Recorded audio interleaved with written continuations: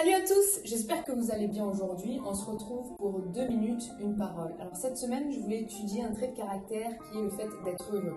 Et on va proposer le passage dans Matthieu 5 qui parle des béatitudes, le fait d'avoir un bonheur parfait, d'être heureux. Donc on va lire ce passage, il est un petit peu long, mais on va le lire quand même. Il commence au verset 3, Matthieu 5, verset 3, où il est écrit « Heureux ceux qui reconnaissent leur pauvreté spirituelle, car le royaume des cieux leur appartient. Heureux ceux qui pleurent, car ils seront consolés.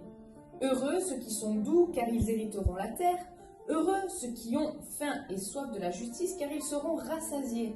Heureux ceux qui font preuve de bonté, car on aura de la bonté pour eux. Heureux ceux qui ont le cœur pur, car ils verront Dieu. Heureux ceux qui procurent la paix, car ils seront appelés enfants de Dieu. » Jusque-là, on peut dire que tout va bien. Tout se passe bien parce que quand ceux qui sont attristés, ils seront consolés, ceux qui ont soif de la justice seront rassasiés. Et la suite au verset 10 est un peu plus corsée, j'ai envie de dire. Heureux ceux qui sont persécutés par la justice, car le royaume des cieux leur appartient. Au verset 11, heureux serez-vous lorsqu'on vous insultera, qu'on vous persécutera et qu'on dira faussement de vous toutes sortes de mal à cause de moi, à cause de Jésus.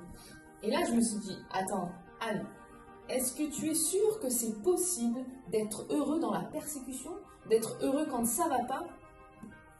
En fait, ce que Jésus propose, c'est de l'espérance et de la joie intérieure, des réalités profondes, indépendamment des circonstances. C'est un truc qu'on ne peut imaginer, mais ça se passe à l'intérieur dans notre cœur. Et ça me fait penser à Paul qui était en prison, l'apôtre Paul, et qui disait aux Philippiens, dans Philippiens 4.4, « Réjouissez-vous toujours dans le Seigneur ».